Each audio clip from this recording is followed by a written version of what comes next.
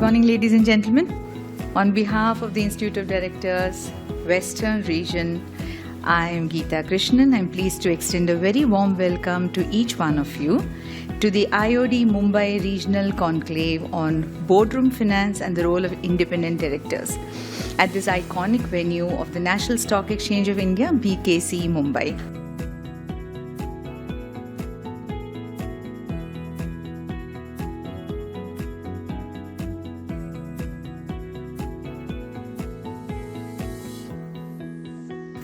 Good morning, distinguished guests, ladies and gentlemen. It is my privilege and honor to welcome you all to the Western Regional Conclave of the Institute of Directors, Mumbai, being held at the National Stock Exchange, a venue that rightly symbolizes the vitality, resilience and sophistication of India's financial markets. The theme of today's conclave is Boardroom Finance, Governance and Investor Trust, building stronger institutional engagement. This theme resonates deeply with the challenges and aspirations of our times. We are living through an era of profound economic transformation. The global economy is being reshaped by digital finance, sustainability imperatives, and shifting investor expectations. Within this dynamic environment, Board of Directors and particularly independent directors carry an ever-expanding fiduciary responsibility. Corporate governance today is not merely about compliance. It is about cultivating a culture of accountability, transparency, and ethical decision-making that inspires confidence among investors and the broader public. In this context, the Institute of Directors continues to serve as a bridge between policy, practice and principles, promoting high standards of boardroom performance and stewardship. Independent directors, therefore, must act as the conscience keepers of their organization, ensuring that corporate ambition remains grounded in institutional integrity. India's corporate governance journey has come a long way. But as we deepen our participation in global markets, we must ensure that our governance practices reflect not only compliance and international standards, but also the distinct ethical values that define our enterprise. In conclusion, as we begin today's deliberations, let us remember that the strength of our financial institutions will ultimately depend not on the complexity of our instruments, but on the credibility of our intent. Trust, transparency and accountability must remain the guiding principles of every director, every board and every institution represented here today. The discussions that will follow today on boardroom finance, accountability, innovation and technology will, I am sure, generate valuable insights that will inform both policy and practice in the years ahead. Let us continue to work together, regulators, directors, investors and institutions, to build a corporate India that is globally competitive, socially responsible and ethically governed. On behalf of Institution of Directors Western Region, I thank you all for your presence and your commitment to this vital cause. I wish the conclave every success. Thank you so much. It's indeed a pleasure for me to be here with you this morning. I've been, trying to follow some of the work this institute does. We don't have many institutes which are working on the subject of corporate governance and also the role of independent directors. You've been advancing, I would say, an important agenda of building better boardrooms. So my compliments for your efforts. In this context, especially, as this whole PIE perspective becomes, larger in the sense that, so we are seeing two forces at play today. Today you have very active private markets and you also have very active public markets. And the private markets actually transition eventually to public markets when you come and list on the exchanges. So in this context, both in the private space as well as in the public space, I think the role of corporate boards is becoming increasingly more crucial, more critical to my mind. there are many dimensions of the functioning of an effective board.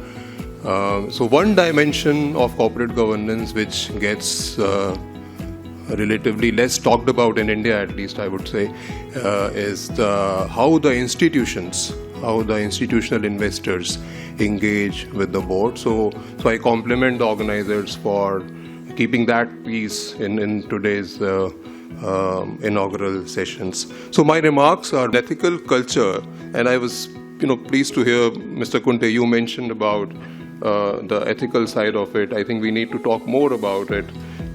Ethical culture and the tone at the top cannot be mandated. It must be demonstrated through consistency between policies and actions, between intent and the outcomes. Effective boards ensure that the values they endorse are the values. They just don't preach at the high level. They actually guide behavior across the company at all levels. Now let me move to the third part of my address, which is beyond conventional financial risks. So traditionally the focus of boards, company boards, investors, and to some extent even regulators has been on financial risk, and rightly so. Operational failures and weak internal controls, those are conventional areas where a lot of time is spent on identifying the issues and dealing with them. They are very important. The integrity of financial statements is the very foundation of investor trust, as we know. But however, the horizon of trust, horizon of risk has been widening, has been expanding in the recent times. Let me talk a little bit about three important risks to my mind at least, and there are many others. This is by no way exclusive list. It's a very indicative list. So I feel AI washing, greenwashing and purpose washing, three kinds of washing are posing increasing risk to the corporate world. And let me very briefly mention about each of these risks. The rapid advance of artificial intelligence is transforming industries at unprecedented speed. Issuers, investors, and intermediaries can definitely benefit from its analytical power and efficiencies. But it also comes with new and complex risks around data privacy, biases, and accountability. We don't know who to hold accountable for in certain situations today. As adoption grows, boards must be mindful of the communication about how AI is being used. Exaggerated claims, and this is our regulatory perspective coming in here, exaggerated claims or selective disclosures, what is called AI washing technically, can mislead markets and erode trust. For instance, and I'm not saying this for India, but globally, there have been instances of market participants making overstated claims about using AI to deliver exceptional returns to investors. So one has to be mindful of the exaggerated claims which are being made. And sometimes, I'm reminded of the whole internet boom 25 years ago, how the companies started changing their names to, we saw that happening in India also. Many companies which were coming for IPO suddenly changed their names to some .com and basically giving the signal to the market that they are an internet company. And if I share with you the joke in Wall Street, New York, that time was, if you want an IPO to succeed in NYSE or NASDAQ, you had to have, of course, a .com in the name of the company, but also have a South Indian as a chief technology officer. and your, IPO success was guaranteed. So anyway, coming back to, so this is one piece, the AI part. Let me now talk a little bit about sustainability-related risks which are becoming central to the corporate resilience. While, as we all know, there is some pushback globally against the ESG agenda, investors continue to seek transparency. So there are two driving forces. One is, of course, the governments and the regulators, and the second force is investors. And the investors continue and will continue to ask for disclosures. So they will continue to seek greater transparency. and those sustainability disclosures which have to be consistent, comparable and credible. Greenwashing is a risk that boards must be mindful of. For instance, again I'm talking globally, when companies claim that their operations have no significant impact on the environment, even while they are facing regulatory scrutiny for environmental violations, and there are instances, there's a bit of a double speak. On the one hand, you have action underway, and on the other hand, there are fantastic claims about sustainability. So such disconnect highlights the need for evidence-based reporting, and there's a need to evolve assurance and ethical standards for sustainability disclosures. In India, for listed companies, all of you would know this, we have BRSR, which seeks disclosures towards ascertaining the role. Apart from disclosures, and since it's a event focusing on boards and directors, so I thought it's pertinent to mention that BRSR not only seeks disclosures, but it also sets certain expectations from the corporate boards. And those expectations are, BRSR seeks a statement by the director responsible for sustainability, highlighting the vision and strategy, sustainability priorities, challenges and outlooks on targets. Disclosure is also sought of whether sustainability related policies are approved by the board. What is the level of engagement at the board on sustainability issues?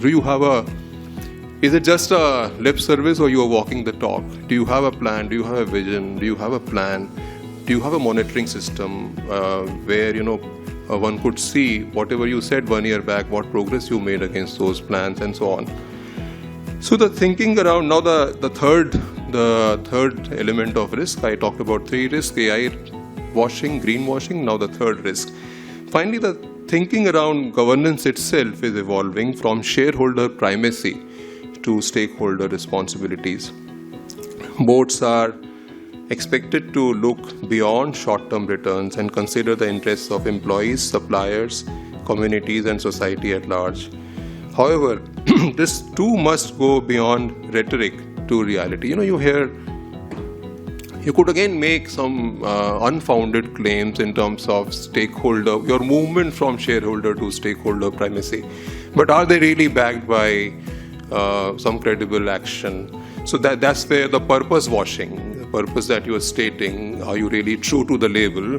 Purpose washing, claiming stakeholder focus without embedding it in the conduct and culture, is a risk that boards should guard against. Going forward, boards will need the right expertise. Boards will need the right expertise, data, and tools to manage this widening spectrum of risks.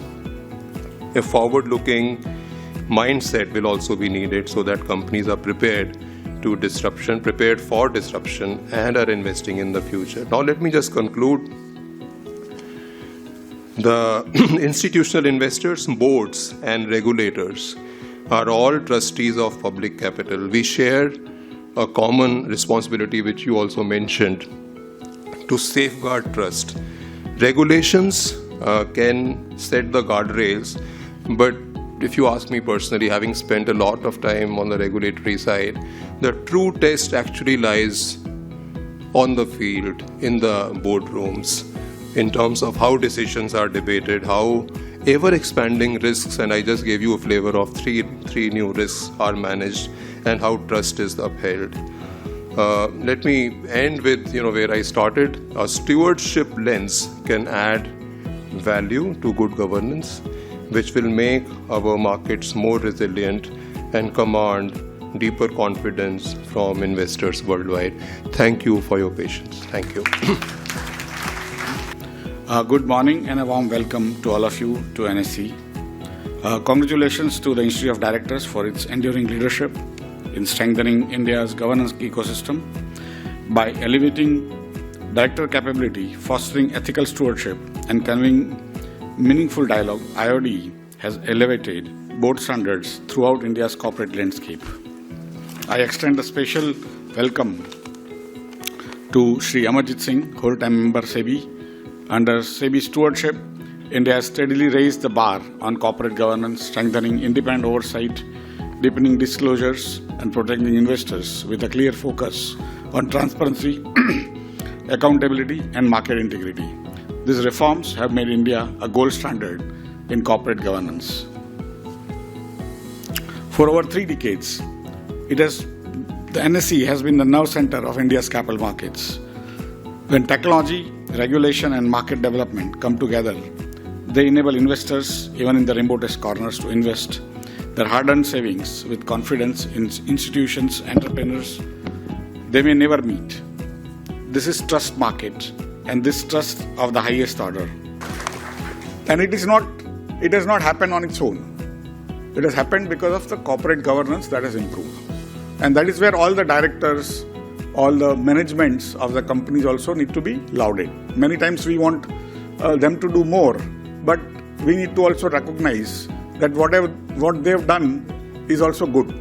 But last thing I will tell you is, in Indian mythology, when it's a very nuanced thing, the governance is a very nuanced thing. And when in doubt, err on the side of caution. So always, when you have to take a decision, take the decision in favor of the non-managers instead of manager. Whenever a new promoter comes and lists here on NSE, I take him aside and say that now this 100,000 more people are your children. And like parents in India, we first ensure that our children eat and then we eat. You may have temptation. You will have lawyers telling you that no, this is legal. You can take away a lot of money for yourself. Don't do that. Give it to your children first. Give it to your shareholders first. And after that, you give it to yourself. Because now you are the steward. That is the Indian way. And so, and it is very nuanced, because sometimes even at director level, you are an outsider in a way looking in, especially independent directors. But still, the nuance is not understood. So I'll give you a nuance that in the fight of Mahabharata, you would have heard the myth that Yudhishthir's chariot used to run 6 inches above the earth, because he never spoke a lie in his life.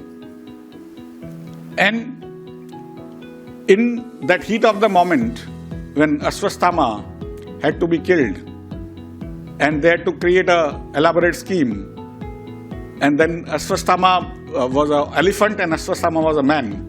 And Ashwasthama, when somebody shouted that Ashwasthama is killed or Ashwasthama hatahat, then Dronacharya, who was the father of Ashwasthama, figured that everyone can lie but not Yudhishthir. Yudhishthir was a student. And he looked up to Yudhishthir and said, did he die?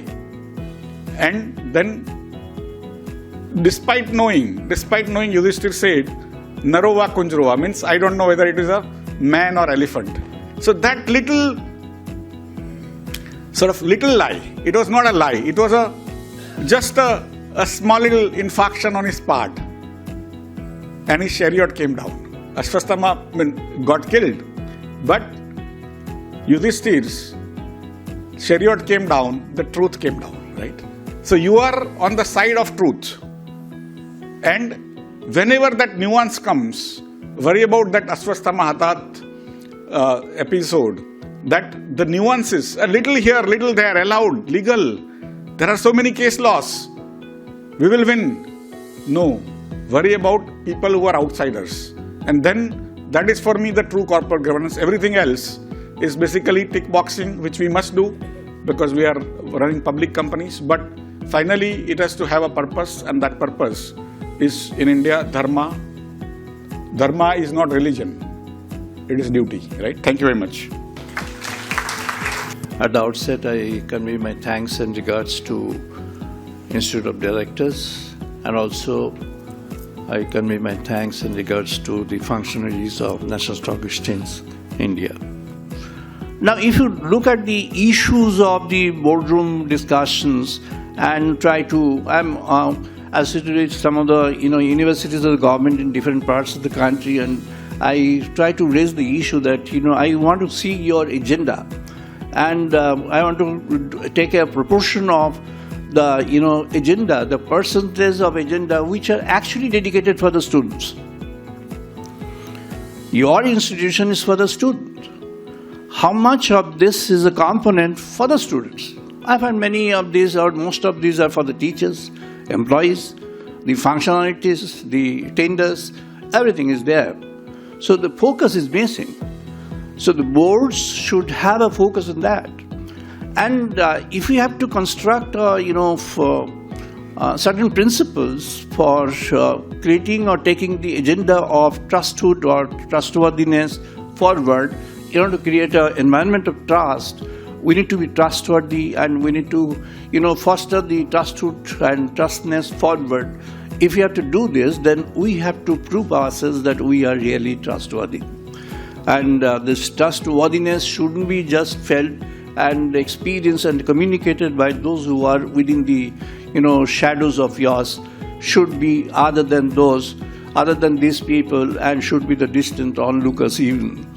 So there's a kind of perceptive evaluation. The point that I wish to mention, that we used to teach in our early days the big boards and big screens when the NASDAQ came into the place. You remember, early 90s, NASDAQ came into the place, and NASDAQ had introduced the technology in the world for the first time in the capital markets. And we used to teach that as a big board, like NYSE is a big board, and big screen is NASDAQ. That was evolving. It gradually evolved. When the derivatives were introduced in India, I was connected with the neighboring friend organization BSE for the risk assessment. And then in the risk paradigm, I had delivered a point called risk cube. In the risk cube, I have a dimension where it's a PQR cube. And in the PQR cube, you have a dimension is a Q and R. In that dimension is a third party. And the third party is a related and unrelated. You have to look at it from the unrelated. The risk factors which come from there, it doesn't come under the purview of beta. Doesn't come under the purview of alpha. So, how do you assess the risk? That risk has to be assessed from a perceptive angle or from on one hand, and from a rational angle in the other. If the perceptive angle is missed out, the rational doesn't sustain. For example, the Indian stock market, both BSE and NSE have grown. Why it has grown? It's not just grown because people have come forward to invest in getting money. Because the last 10 years in India, there's a fundamental change in the outlook of the economy. And the fundamental change first started with cleaning the roads. The cleaning of the roads create a kind of positive. One of my friends from, Taiwan, he was interested to invest huge money in some, green energy. Thank you.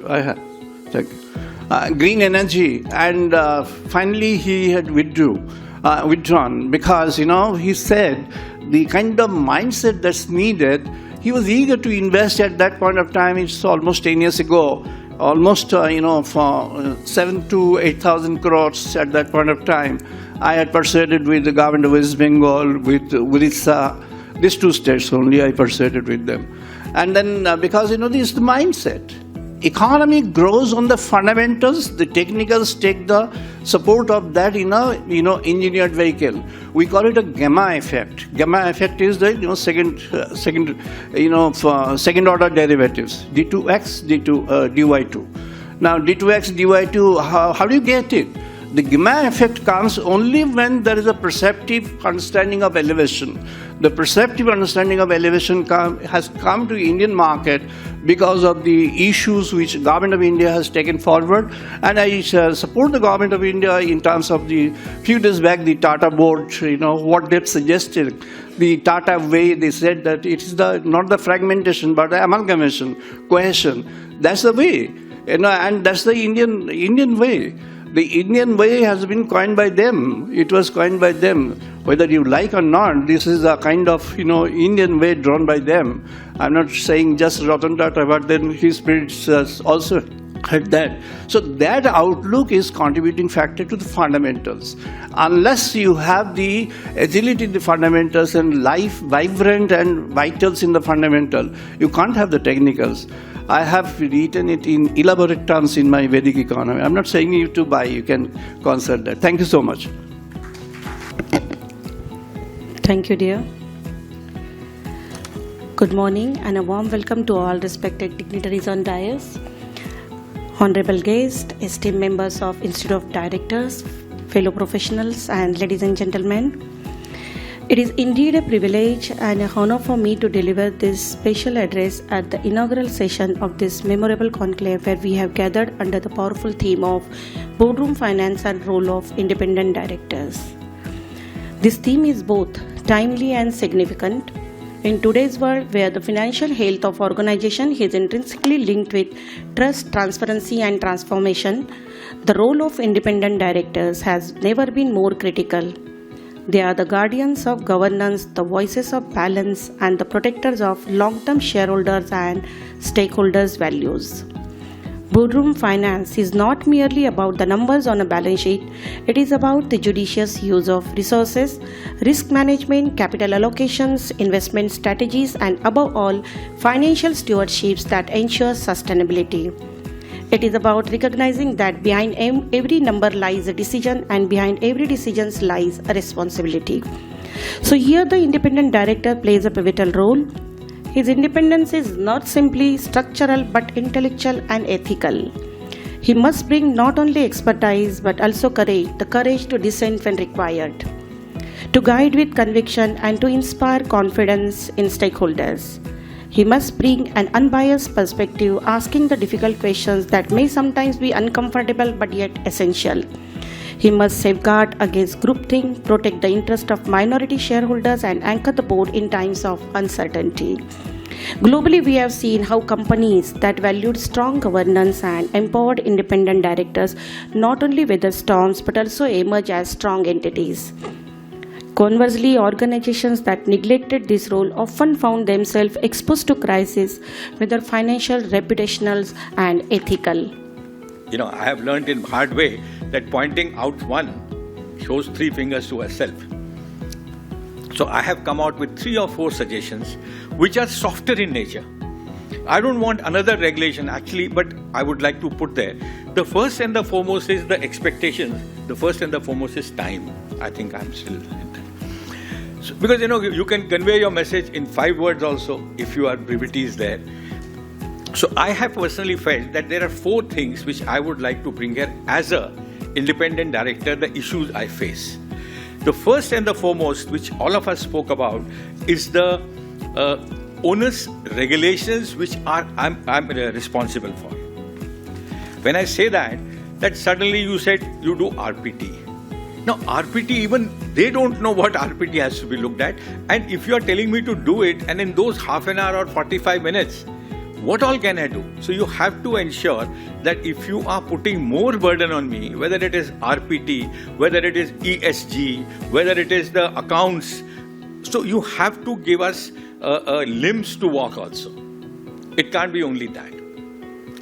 The second is that, there is a very different culture which does not respect the position of the independent director, whom we say is the conscience keeper, whom we say is the person who is protecting the interests of the small investor who has no say in the industry and is protected and mandated by the law. So which means that you are, in short, representing the SEBI, representing the exchanges through LODR in the interest of those people.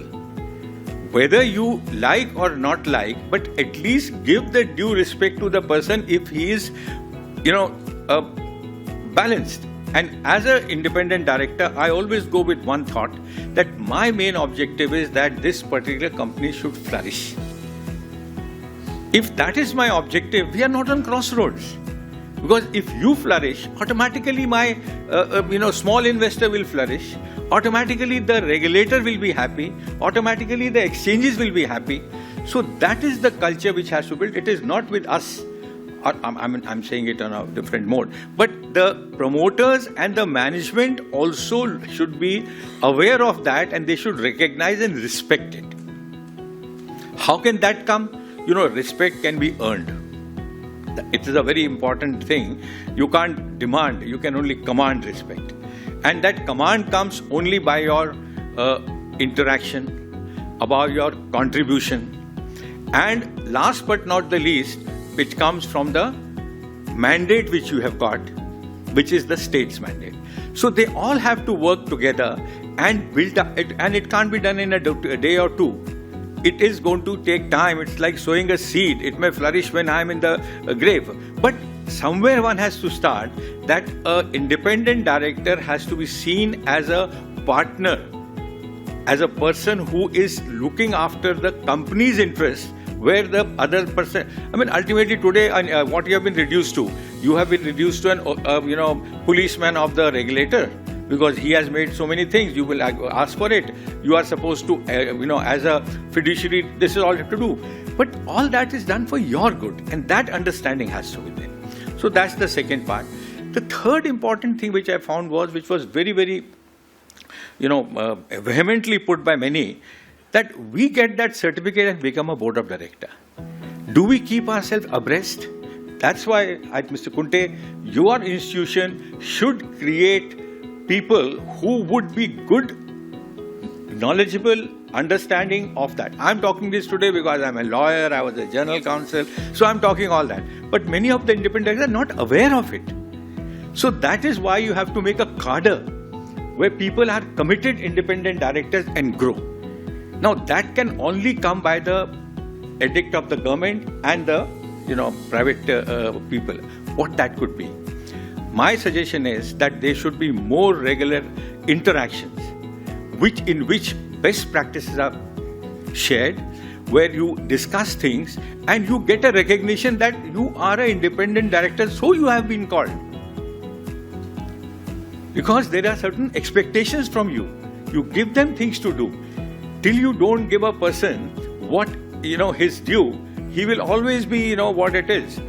And also then lead to a situation where the markets, because I remember one of the doyens of corporate governance in one of the conferences, he said, and many of us will know who he is, that earlier it was the God who put law and order in place, and everyone followed him and prayed him, okay, give the water, give the rain, give the thing. Then somebody became a local person and he became a king. And the king decided what is wrong, what is not wrong, and who is to get what and not to get, punish people and all that. But with the economy growing, and as was mentioned that billions and billions, or 43% of India's GDP is in this building, something like that he was saying.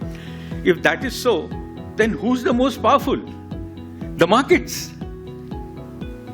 If markets have become so powerful and they are the ones who penalize people, let me show the penalty.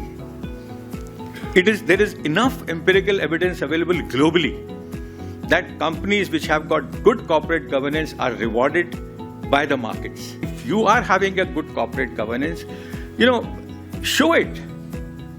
Like I remember in my college days, there was a nice poster. If you love, show it, a small dog being kissed. So if you are doing a good corporate governance, why don't you put in bold words that my corporate governance rating is this? And if you are supposed to do it, only thing is somebody saying you please do it more focusedly. And then let the markets decide who's the god, whether you want to give them a thumbs up or a thumbs down, and the promoters will take care of that.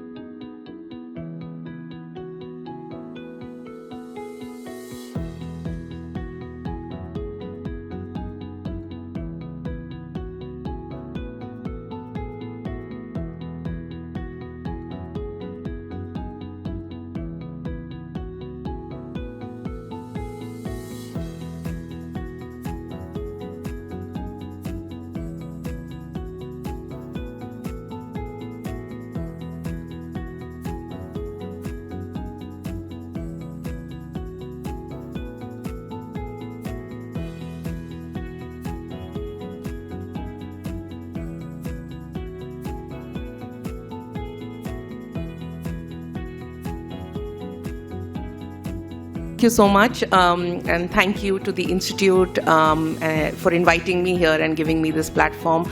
It's indeed overwhelming when I heard such esteemed members speak before us, who we are and what I represent. I come from Berkeley Insurance Asia. It is a part of the WRB Berkeley Corporation, which is a US-based, Delaware-based insurance company. We have recently set up our shop in Gift City, which is a Government of India initiative in Gujarat under the IFSCA, which is the master regulator, and I'm sure a lot of you are aware of the initiative that the government is taking in setting up Gift City, which is going to be like an international hub for all financial businesses and transactions. So as Berkeley, we also aligned and partnered with the government and set ourselves up in Gandhinagar. So we are there, we are present there. We have come in as a specialist reinsurance company. We were also the first PNC company to get a license by the IFSCA. So we have, I would like to say we have great credentials. We are A+ rated company. We are also a Fortune 500 listed company. WR Berkeley is very, very well known, especially in the US. We are now in Asia, like I said. This is our presence. The new kid on the block is, of course, the IFSC Gujarat branch. WR Berkeley is very uniquely set up. There are about 60 plus companies that cater to every specialized need and requirement that you can think of on the insurance side. So instead of having one big giant master company, Mr. Berkeley decided to set up individual units so that there is individual concentration. So if you want to talk about surety, there's Berkeley Surety. You want to talk about cyber, there's Berkeley Cyber, Berkeley Asset Protection, and so on and so forth. And Berkeley Insurance Company is one of the 60 companies that they have in their group. A couple of lines that we would really concentrate on, especially in Asia, is financial lines, casualty, and marine. I would specifically talk about financial lines, which deals with legal liability and supporting especially the directors and the officers of an organization. And lastly, this is where we come in. So how does insurance for AI and for cybersecurity threats work? I think the master insurance for all directors and for all individuals involved on a very management level is the directors and officers policy. If your organization does not have a DNO policy, irrespective of technology, the work that you do, I think DNO is pretty much like a compulsory mandatory policy that you should take for your own protection against any legal liabilities that arise. Again, in the case of AI, in the case of technology, if anything goes wrong, you do have the protection of a directors and officers, which protects you at a very board level, at a management level, for decisions that have probably not gone in the direction that the company would have liked it to. The cyber insurance cover, which I spoke about, which is, I don't think it's the new kid on the block, but it's still the one that is developing the most. It's been around for a very, very long time. The buying behavior in India has rapidly increased on cyber. In fact, every time we talk to our global counterparts, they're amazed by the way cyber insurance policies is being sold, marketed, and bought in India. So it's extremely heartening because it's not just being bought by tech companies, it's being bought by manufacturing organizations, it's bought by aviation, you can name it. I mean, cyber is a threat which is prevalent everywhere, even at an individual level. So there are individual cyber policies that you and I can also purchase, but definitely at a group level, cyber is available. Cyber addresses your AI issues to a very, very large extent already. There would be work that would be involved. There is a collaborative effort that needs to be done to ensure that there are no gray or loose gaps when it comes to AI. Like I said before, AI is dependent on data. It is dependent on the kind of data that you fit in for the outcome that you get. There are data-related exclusions under the policy. They need to be addressed to ensure that you don't have any gaps and any coverage issues related to when it comes to how an AI performs. E&O coverage, which is the professional liability or errors and omissions policies, they pretty much cover contractual dispute, similar to something like the Deloitte example that I was giving, where you have promised something, but if you've not exactly delivered it to the level or to the expectation of your client, then there can be contractual disputes that arise. And then, of course, like I said, there is work that is being done at the back end for emerging AI risks, new insurance products which can incorporate ethical AI, underwriting models, governance frameworks need to be addressed. So off-the-shelf policies at the moment may or may not cover things like cost of modeling, data validation, incident response, potential litigation stemming from compromised AI integrity. It may not exactly be linked to a security failure or a data breach, but you could have ethical compromises, you could have integrity issues when it comes to AI. So do the policy respond? Do the policy not respond? How will the insurers work? How will the ecosystem of a cyber insurance policies work? We do have incident response panels. We do have breach coaches that can help you. Are they adequately geared to take you through an AI incident? All of it remains to be seen. All of it remains to have a lot of work that needs to be done behind it. And lastly, do we have adequate limits? Are you purchasing the right limits? Are you purchasing the right insurance capital to protect your own assets, your own balance sheet? And like I said, any compromise that happens, are you adequately prepared? Are you adequately covered? There are no set ways to define it. We can learn and grow. We have insurance advisors who can help you understand. There are global policies that are being brought and sold every day. We can learn from global experiences. And at least now I know on cyber, it's not just we are looking at the West is also looking at us. So not just learn and grow, but also teach and grow in terms of the kind of policies that we shape here in India, specific to the Indian needs and to the Indian market. And I think with that, that's the end of my presentation. And I hope this was just a little food for thought. We're only skimming the surface when it comes to AI, and especially AI and insurance. There's a lot of work done, cut out for my fraternity to be done and implemented on this. But if there is conversation happening, that's the only way we can also grow and expand. So this was just to get the conversation started. Thank you, and I wish you a great conference ahead. Thank you so much. I do a lot of public speaking, and I'm very used to the fact that you have to be prepared to go with the situation that you dealt with. So just by way of background, I'm from the United States, and my entire professional career has been in the United States. I have limited familiarity with India.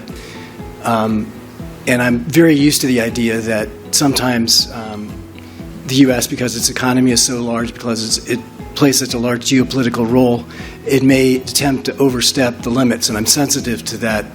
But I still think, even though my experience is limited to the United States, I have observations that are relevant to the folks in this audience. And the reason I say that is that the United States is a much more litigious society than India. But the advantage of the amount of litigation in the U.S. is that we have a lot of data, and we have a lot of examples to illustrate principles that can be important even in the context of boardrooms in India.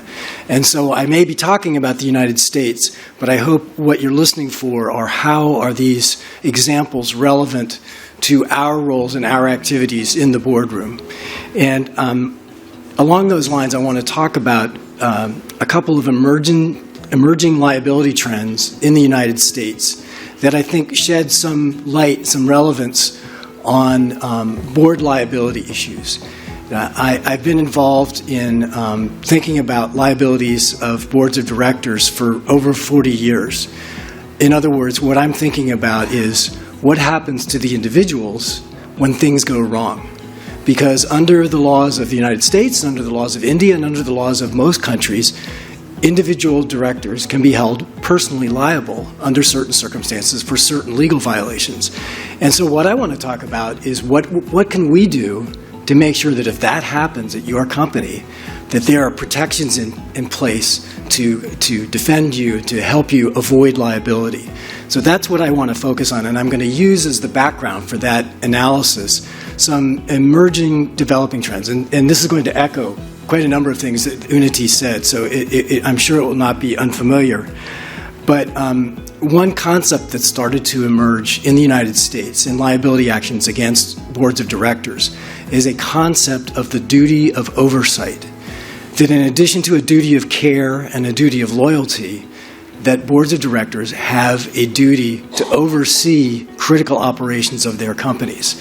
The prototypical example, and it's one that I think everyone in this room will be familiar with, is the airplane manufacturer Boeing, which, as you may recall, had a terrible sequence of tragedies with 2 airplanes that fell out of the sky, resulting in deaths of many hundreds of people.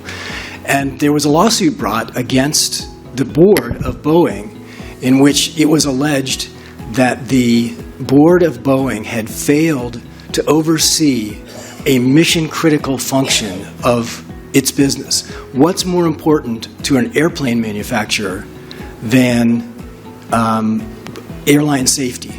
Nothing is more important. And yet the allegation was that in their board meetings, airline safety was not only not discussed, they had no mechanisms, they had no reporting tools, they had no controls to allow the board to even be informed about what the company was doing about airline safety. And I'll tell you the punchline of this story, which is that case settled for $235 million US. And all of that paid for by D&O insurance, which is an important point that should not be missed.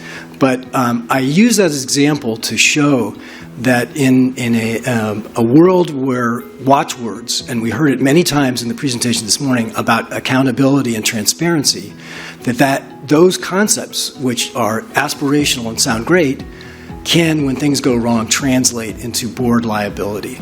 And that's particularly true with 2 topics that Unnati talked about, and that I want to just touch on briefly before I move on to what are the mechanisms to protect directors. And those 2 things are AI and cyber, which are 2 things that Unnati talked about. But using sort of the liability framework that was relied upon in the Boeing case and taking it in the context of other companies, the problem in Boeing was that there was allegedly a mission-critical control function that the board failed to fulfill. And just as airline safety is a mission-critical operation for an airline manufacturer, we're going to get to the point, as organizations adopt AI, that AI as a process and tool, as a key component of company operations, is going to become a mission-critical function that board members must be prepared to oversee.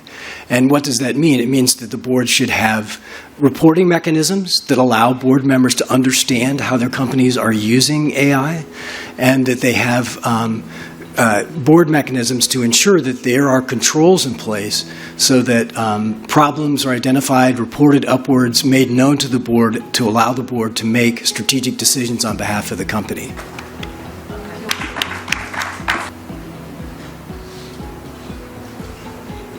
Balancing financial vigilance with personal liability. So we have as a moderator for this session, Mr. Narayan Shankar.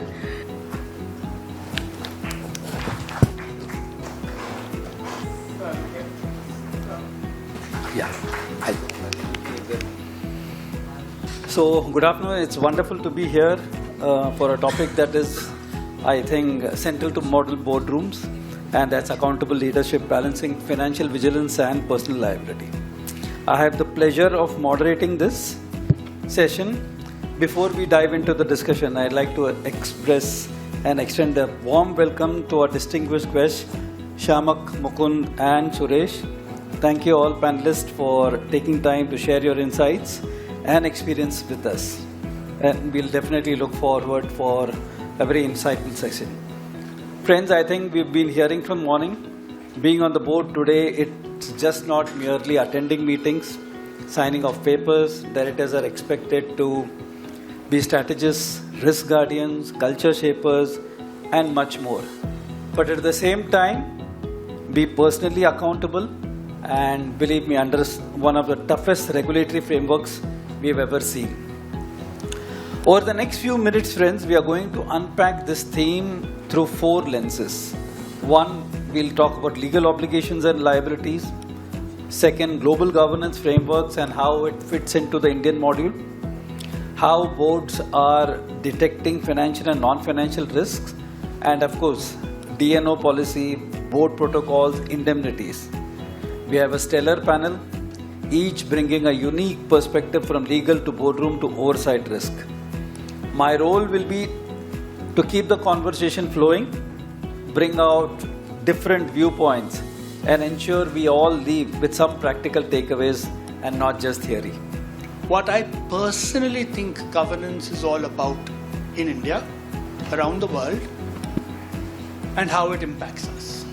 Interesting. And thanks a lot for giving us these views. I'll shift to Mukund now. Mukund, audit committees in India are no longer limited to only financial statements. Whether it is internal financial controls, related party, whistleblowing, insider trading, you name them.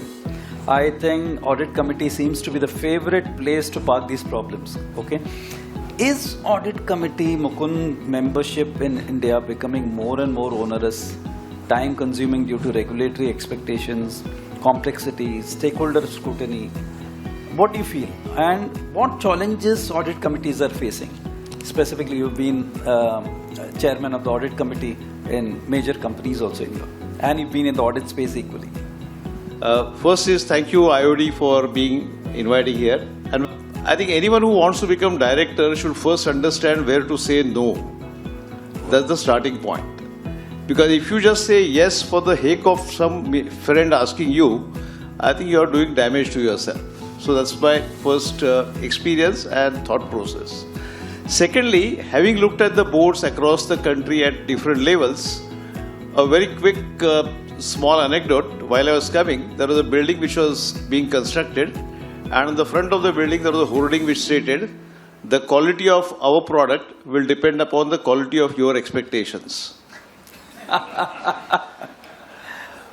Kindly keep this sentence in the mind, and in a very quiet piece of frame of mind, look at this sentence and look at the quality of boards that you are setting. If you feel you are expecting the best quality, we are all happy. But if not, try and see how to improve the quality. I think that's the first learning, at least I would always keep in mind.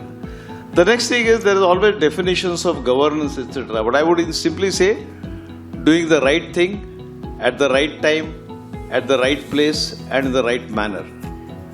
Because there are many options which are available on many occasions. And after the event is over, we suddenly start thinking, I should have done that way. But I think that I should have is never an acceptable sentence in the board position. This is the time. I think that's what I would say. Really appreciate it. Mukund. Suresh, when we are talking about DNO, of course, Kevin made a lot of mention about the DNO insurance policy, etc. If you recollect when Satyam happened, Suresh, one of the problems with the independent directors were facing while the company was taken over, but the legal suits against the independent directors, they were not allowed to be reimbursed because the company law at that time actually said that you can reimburse only once you get acquitted, and that acquitted may happen years after. And what was happening is their hard-earned money was going out, because each time a counsel is going to represent you, it's $1 lakh almost, correct? So their savings were getting, and they were hugely impacted.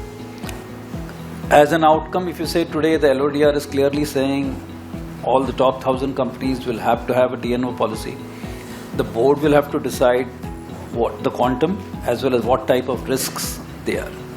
While this is the case, and we heard Kevin and others also mentioning about DNO, independent directors, Suresh, if you really ask me, they are quite puzzled with this special contingency insurance.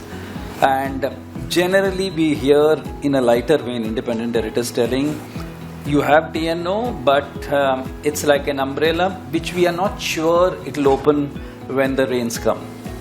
So, okay, no. Can't be telling in front of Kevin at least right now. So just wanted to ask, okay, that this is a grey area. So how effective, Suresh, DNO insurance really is covering liabilities for non-executive directors and independent directors? And what in particular, Suresh, you feel independent directors, when they are on the board, have to dwell when they are talking of quantum of coverage and type of risks which they need to be covered?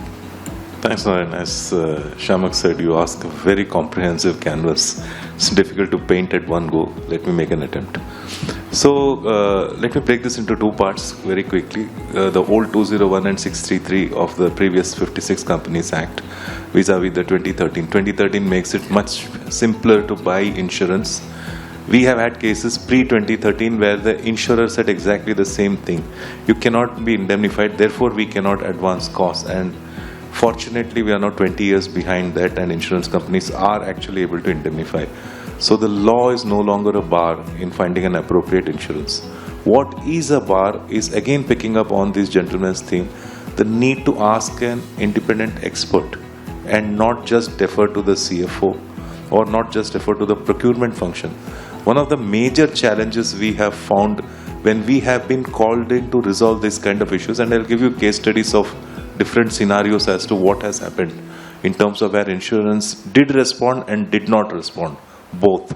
And Chitle Saab's comments about the small print are largely valid, not wholly valid, which is that if the structure of the policy has been through someone who understands how claims need to be paid and understand how claims get processed, the evidencing of the claim, that is the nuance which people really have to ask. Unfortunately, the challenge with the insurance industry, not so much with the independent directors and the distribution process, is insurance is a push product. No one actually sits with an independent director and asks, what are your concerns, first off, and then run around. The slide which Kevin presented, DIC, DIL, Side A, is a concept we have implemented 10 years back for some of our clients, and it runs very robustly.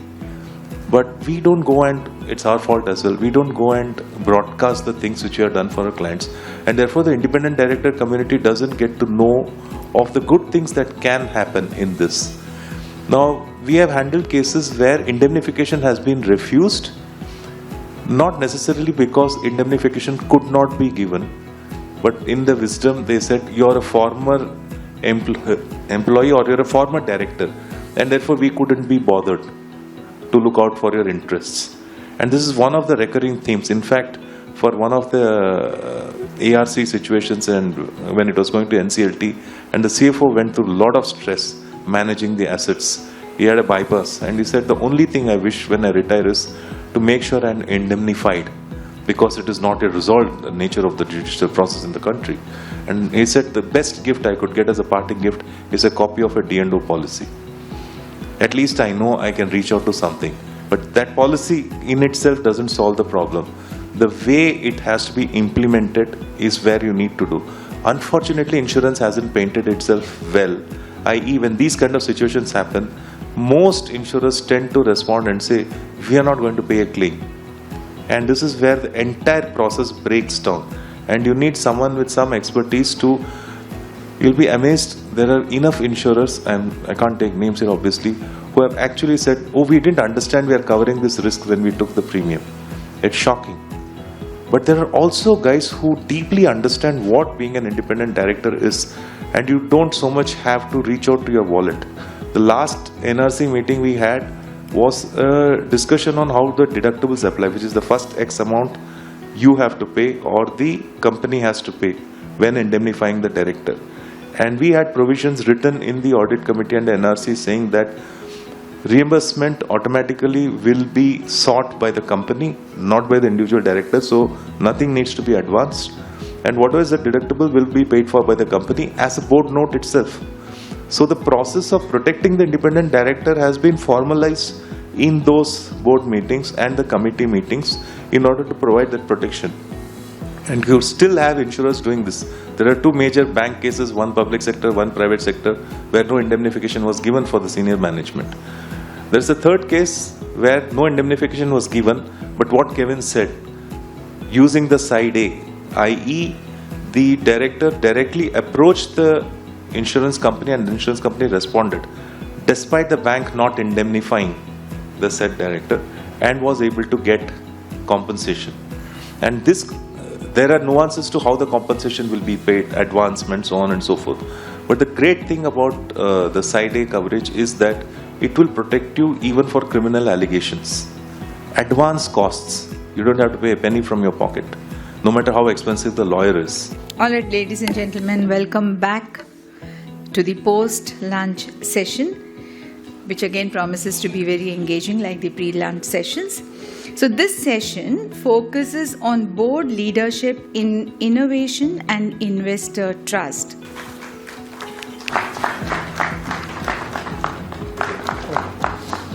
Good afternoon, friends. We're talking about innovation. We are talking about investor trust. And what are the various things that would go along with why do you need investor trust? Now, if you see, today everything is media driven. One thing goes into the media, right or wrong, there's an impact on the company or impact. So it is news that spreads impact. And impact can be positive, can be negative. Positive, nobody bothers. Negative, everybody bothers. So that is the limited issue that we have on hand. But yes, so what is the board going to do? What does the board look at, especially when such things happen? Now, we have so many things that, as has been discussed this morning, looking at ESG, looking at AI, so these are various types of risks that come up. Everything that we are looking from the board perspective is risk management at the end of the day. So we are looking at risk and we are trying to find out ways to manage it. Now, what is the innovation? What can the board do to handle? Risks keep on changing. My data keeps on changing. My figures keep on changing. Business has become volatile. Markets have become volatile. Disruptions are happening across, new breed of business coming up. So today people are talking about AI making a website in 30 seconds. So where does it lead people?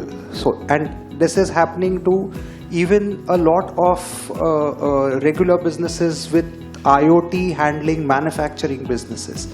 So technically every single business is getting impacted. Now, having said that, we have to also look at what are the key challenges that the board faces. Now, obviously, we talked about a few of them. But to take the whole thing further, we decided, okay, we will build this as a question and answer session, sort of. Essentially, as we discussed, investor confidence basically hinges on trust. Directors have to maintain, build it. Independent directors, all the more so, they are supposed to be driving it when not doing executive work. We have to be away from it, but yet know what all is happening. So, in the recent past, whatever in terms of what investor scrutiny, okay, and expectations that. So, Mr. Dutt, what in your view, or what role does the board have in terms of its composition and also role in how to build investor confidence? So, from a big picture perspective. So, let's. Sure. Thanks, Amit. Good afternoon, everyone, and thanks to IOD for having us here this afternoon. The market is the king, and very rightly so, right? And he also used a very important sentence, which is, trust is the currency. Those of you who were there in the morning would remember that he said that trust is the currency. If we demystify this a little, I remember Shiv Khera, our own very reputed thought leader and trainer, saying in one of the conferences that in any relationship, what is the fulcrum, what is the crux of any relationship, whether it is relationships, social relationships, family relationships, or professional relationships. So how does trust translate? It translates by saying, you can count on me, right? So that means dependability. Dependability comes from such things as honesty, truth, transparency, and so on and so forth, right? And there is also this dimension of confidence, as you also very rightly said. And, but these, trusts, therefore, there is another dimension. At an individual level and at an organization level, trust is not just individual, it is also the organization which has to be able to build that trust. So when we are talking in terms of investor relationships or other stakeholders, this trust is also on the organization. So there is a dimension of collective dimension.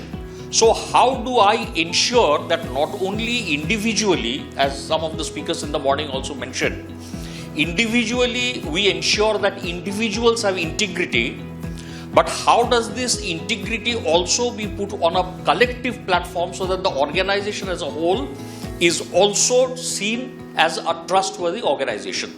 So I think this is something which can happen through processes, through regulatory compliances, and through also a culture which is built across the organization. And there has to be validation of this culture as well, because sometimes verification is also required in terms of this particular culture.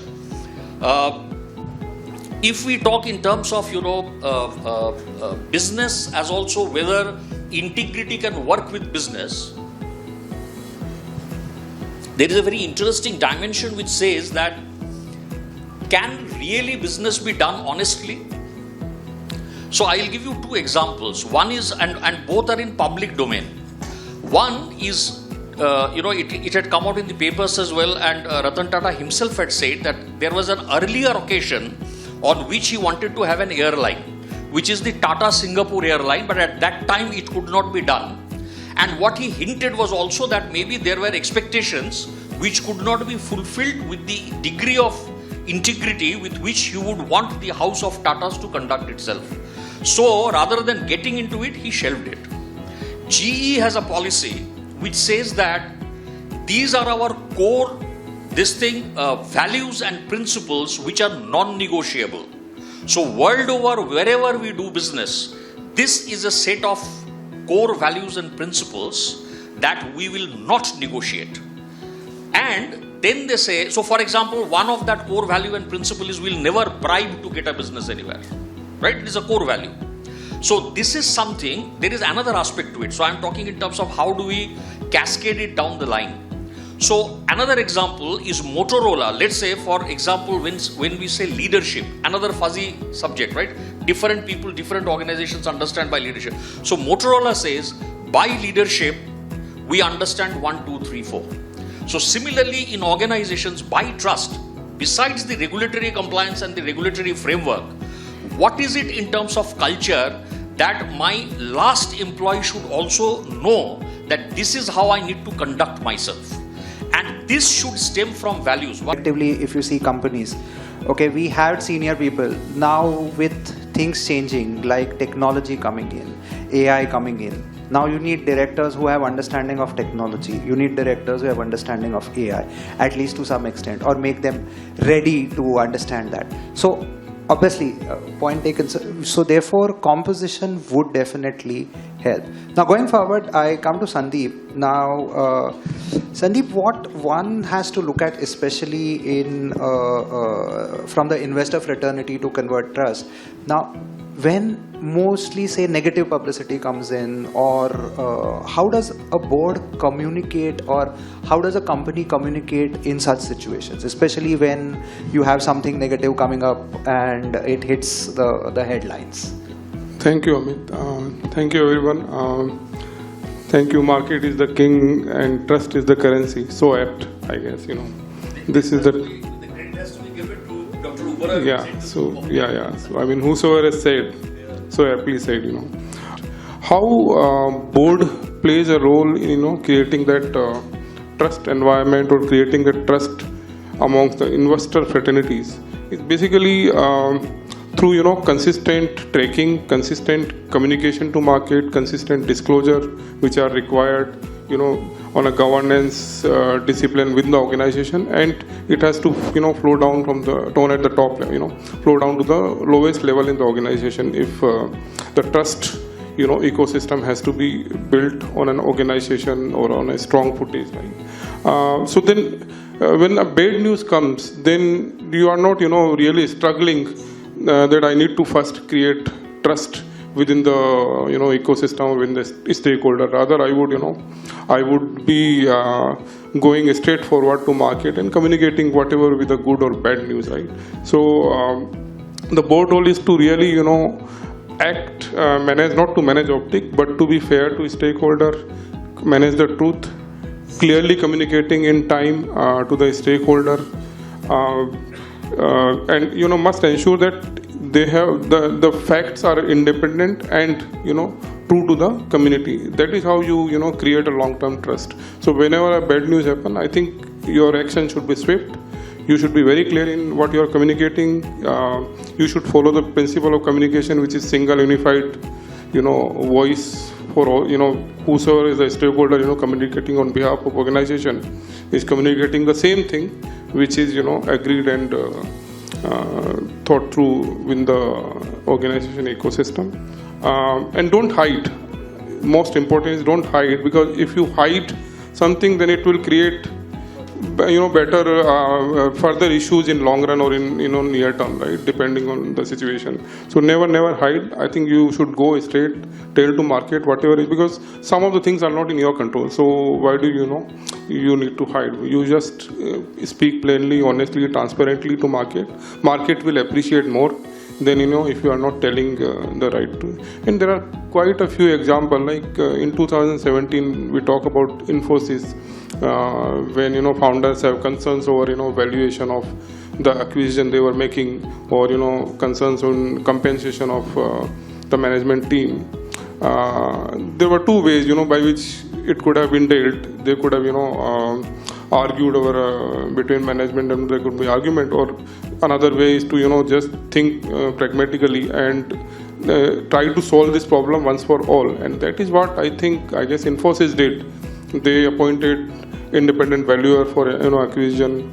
They, in fact, the master stroke was putting Nandanji back on the chair seat of the board, and lot of things they did and to clean this, and therefore they were able to restore the market trust so swiftly and in a very systematic manner.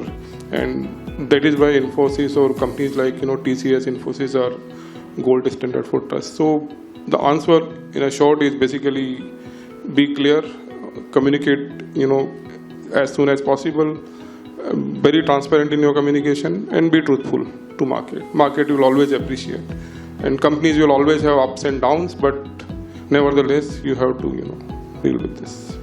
Thank you. Sriram, coming looking at what Sandeep said in terms of innovation. Now, in the digital landscape, what innovative solutions can one look at in terms of governance, etc.? Digital, this also to its advantage. Another quick sum up I will do was on the last board that I was a part of, which was the Tamil Nadu Green Climate Company. I was the first chief project director. It's an SPV formed by Tamil Nadu government to address climate change action dedicatedly. So in this board, what happens is everybody talks about climate budgeting. So what they do after the entire year gets over, all those allocations, expenditures have happened on the development has happened. Probably they try to go through it, do a salvage kind of a thing and understand, okay, how much of this component has gone into the climate change adaptation, mitigation or resilience building, and so on and so forth. But we thought about it in the board. Then we said, why not we do it, we preempt this process. We don't wait for the year to end and all this expenditure to happen, and then you try to kind of salvage and find out what has been productive and what is not and to how much. So instead, we said when we call it, I think, demand for grants. So when the demand for grants is placed by the government, which is the policy note as we say, at that stage itself we requested every department, which were all obviously headed by senior secretaries, but most of the secretaries were part of this Green Climate Company board also, which became very comfortable for us to impress upon them to get this work done by their respective departments. So we said, why don't you identify this at the start of the process and then pledge these funds as for climate change related action.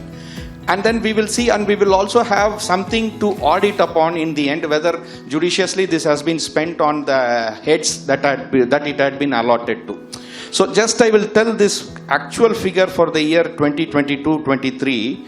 The total Tamil Nadu government budget stands at rupees 3,33,251 crores pledged across all departments for the entire development, out of which at the start of that year itself, it was identified 1,22,415 crores out of 3 lakh odd, 1 lakh odd has been identified for environmental conservation, climate change action plan, pollution abatement, biodiversity conservation, renewable energy, knowledge dissemination and disaster management, and across several heads. So then when we were also able to correlate, and to our satisfaction, we saw about 90% of this expenditure that was pledged had actually been spent upon the same heads. Yeah.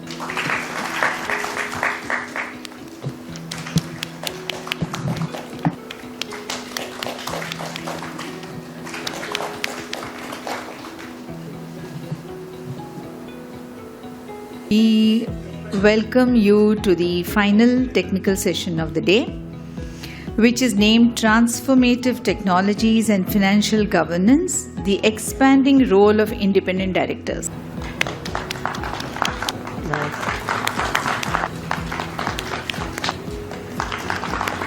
So one of our panelists couldn't attend today. Mr. Vikas Chada is due to medical emergency couldn't attend. And where I'll start with the case study which we have used for deploying and mobility solutions for an organization where they would want to see the problem statement given is it's a connectivity problem, it's an electricity problem, and again it's a resource availability in the last mile. So 3 main problematic statements as given and board has to approve for it. So you won't believe connectivity problem, they said why can't we use online offline solutions so that it can work on offline, and they said for electricity generate as much as on the alternate energies could be a device based solar device based energy which can scrub part of it. The third one is create a library type so that resource can be made part of it. You won't believe for 3 years that particular project couldn't picked up. So then board got into bad trouble to say it's almost 35,000 people, why not we couldn't make a technology sign. Then they worked out to find out who are all the beneficiaries part of this. The first beneficiary is corporate, where they have to ensure the collection should be reaching them on the same day. Liquidity of funds across the country should be known. Second, the beneficiary is the internal employee who goes and collects the money and comes back. The third one is the customer who gets a happy customer in terms of a receipt on the same day where he gets a amount which is collected part of his house or the nearby places. So both customer and the corporate has something more to do with that information which is flowing. The mediator, who is the guy who works as a task force, didn't get any beneficiary except his salary. So then when we try to identify, and the board got into the depth to find what that this mediator is doing, they said he puts out of his pocket some money and we reimburse after 6 months. So if this is the case, then how the technology is going to run up? Can we do it a unique process to say he will get his conveyance and incentive on the same day, conveyance will be delivered to him within 2 hours. You won't believe, full 35,000 people project picked up. It was 200% success. Same online, offline, we didn't know where it disappeared. Electricity, we don't know where it disappeared. Last mile resource, didn't get it. With minimum demo, all 35,000 people used across the country. It was a top success of a project. So the stakeholders, you have to be very clear, like who is the person who is going to get benefit out of it. So technology matters, but in India, emotion matters, like how you connect with the technology. That's where you can see success in terms of trying to do it. What role should independent directors play in shaping the digital transformation agenda at board level? Thanks IOD for inviting me and giving me this opportunity. Anything that is free, if you are getting something for free, that means you are the product. So we all have to be very with it, and especially in the current scenario where innovation and technology and AI is the buzzword, and everything is available free for us. That means we are the product. Independent director brings different viewpoint from different industries, and they are able to bring in a lot of value add to the organization that they are supporting as a board member. Because we all are, at the end of the day, we all are humans. When we are spending a lot of time and effort in the same place, same organization, we get our viewpoint remains something which is very what we are very passionate about. And I see that in my team also. People who have been old timers in the same organization doing the same stuff, it's very difficult for them to adopt to something new. So there is always, it's always good to have a different viewpoint, someone coming from outside and telling what others are doing, how you should move and pivot to something new. Prachi Madam, where for you this empowering boards as emerging technologies and disruption, how do you evaluate which emerging technologies deserve board level attention? I look at it through three lenses. What's the strategic relevance? What's the risk exposure? And what's the value creation potential? So based on these three aspects, we evaluate all the multiple emerging technologies that are in the market, because there are a plethora of them, and it's practically not possible for any service industry or any industry to go with all of them. You can't spread your workforce so thin to try everything out. So we have had many good, healthy deliberations in the boardrooms and our different strategic forums as to how do we select. So if a technology has the potential to change, to impact your operating model, or it can bring operational excellence, or it can impact your customers' lives, customers' journey, or customer behavior in any way, customer experience, if it can impact that, or it can have an impact on the regulatory industry. Yeah, so these are three key pillars of business outcomes that we evaluate any technology against. So this forms the basis, and then when we also look at, I also look at the impact, the impact horizon. What's immediately needed, what value it can bring immediately, or what's the near-term value that it can bring, or what is could be disruptive later. So all these aspects actually help get the time and attention of the board judiciously. They should focus on where it matters most. How can independent directors align IT strategies with the board's ESG and sustainability goals? There are three different things I would classify it. The first of all, the corporate brand image, okay? And to bring that brand image, we talk about PPP, 3P model, which is called profit, people, profit, and planet. So it is not only profit, but also people and planet, which are intricately indicated to this. For example, there's a popular saying called, if you do good, you can do well. So don't consider environment and sustainability as an outside element. It's actually part of your ecosystem. And it is very proven that if you use your 3R methodology, which is reduce, recycle and reuse of your waste material, right? So that actually helps you in improving your process efficiency and hence reduction of cost, and hence improve your productivity as well. And you can use technology as an enabler to improve your sustainability performance while improving your brand image as well as the profitability as well. As an example, sustainability and IT, for example, coming from the IT section, it is like which you call sustainable IT and IT for sustainability. So sustainable IT meaning your systems, whatever systems you are having, whether it is software or hardware, that itself will be sustainable. So there are codes which are available, or programming language which are available, that is less energy consuming. Similarly, the data centers which we use, so how much energy they are consuming. So more energy efficient data centers are more desirable.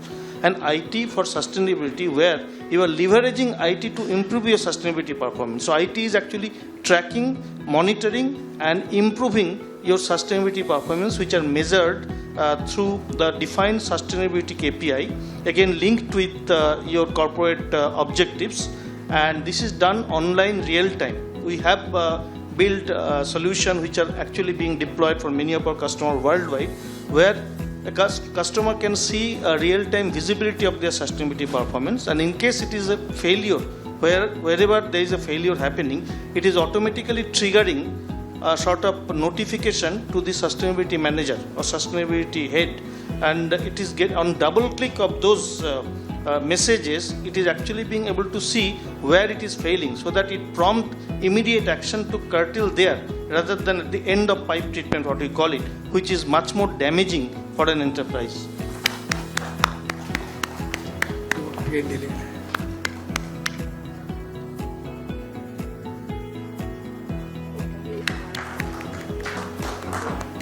Good evening, ladies and gentlemen. As we come to the close of this intellectually rich and thought-provoking day, it is my great privilege on behalf of the Institute of Directors, Western Region, to deliver the closing address and vote of thanks at this IOD Mumbai Regional Conclave 2025 on boardroom finance and the role of independent directors. Today's conclave has been a celebration of ideas, a confluence of experience, and a reaffirmation of IOD's continuing mission to strengthen the morale and strategic foundations of corporate India through good governance, transparency, and responsible leadership.